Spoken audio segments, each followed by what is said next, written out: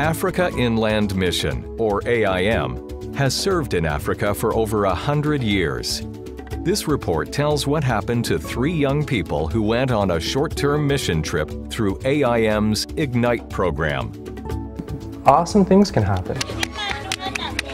Really, really great things that not only benefit the people that are being ministered to, but they also benefit you as well. My name is Victor Wu, and I recently graduated from Queen's University. Hi, my name is Jeff Ricks. I am a second-year student at Heritage College and Seminary. My name is Sally Han, and I am currently a jewelry designer, and I own a business called Psalms 911 Accessories. I recently came back from Namibia, Africa, around 3 months ago, and I was there for 3 months exactly.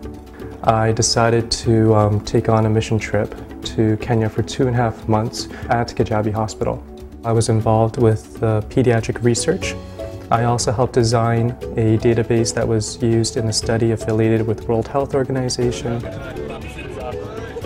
We went to Mwanza, which is a city in Tanzania on the coast of Lake Victoria. We spent our time at the Tanzania Children's Rescue Center, a boys' home for street kids. We spent our time teaching them English and teaching them Bible stories and about God, and mostly just getting into their lives and getting to know them and creating relationships with them. I was really thankful that AIM gave me an opportunity to work and use the gift of jewelry making with some of the youth there. I worked in the hospital. I did dance therapy and some activities. I worked with the orphans. I also worked with a church called Andana. We did Bible study, teaching them mostly about sexual immorality because that topic never comes up there.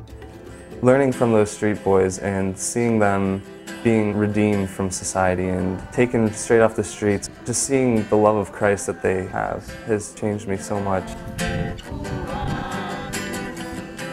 I will never forget the story about Magnus. He's, I would say, my hero because I met him at the hospital and I took him outside to play one day on the swings. He's just this little boy. He looks like he's around 4 years old.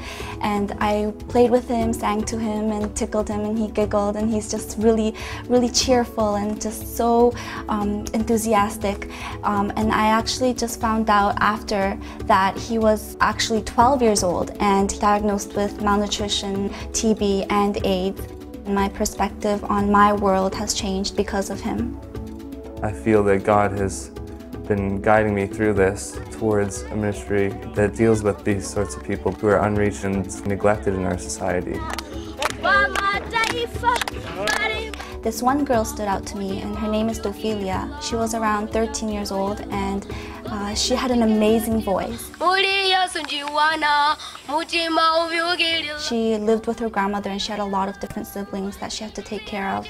And I ended up mentoring her every Monday. I just really taught her to just come just as she is to God, and to me too, to be herself and to not be ashamed of who she is. And so we were able to connect, and she was able to open up to me, and that way I was able to share Christ with her. Or you're giving someone that transcends beyond what their immediate circumstances are. You give them the chance of knowing Christ. You give them the chance of salvation.